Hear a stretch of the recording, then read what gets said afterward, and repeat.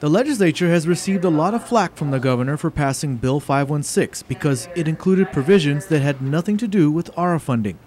The measure included a provision that deappropriated money from mental health and reappropriated it to the retirement fund and EOG and GCC in order to prevent raises in tuition.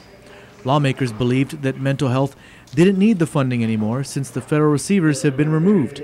However, the governor vetoed the bill, saying that the money was still needed by mental health as mandated by the permanent injunction issued by the courts.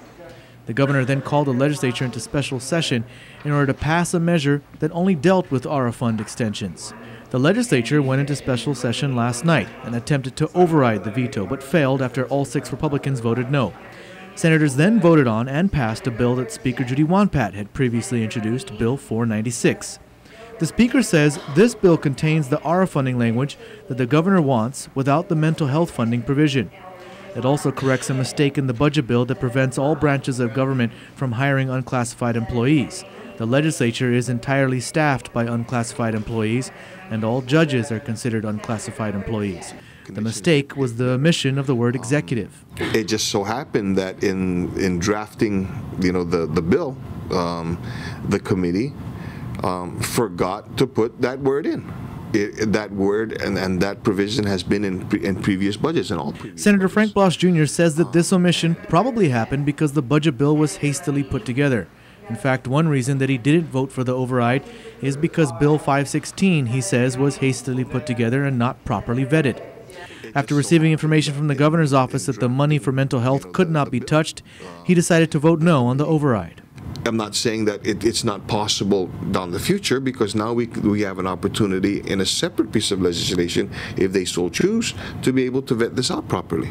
Speaker Judy Wonpat also believes that the mental health funding could be looked at later. I think that the best thing to do here is to request that Senator Rodriguez hold a roundtable meeting specifically on that subject area, and find out basically where the government is and where the court is at also on that particular funding, because our understanding is that there are also additional monies that are there for mental health. Bill 496 also includes a provision that requires organizations that receive tourist attraction funds to provide 10 hours of community service per every $1,000 that they receive.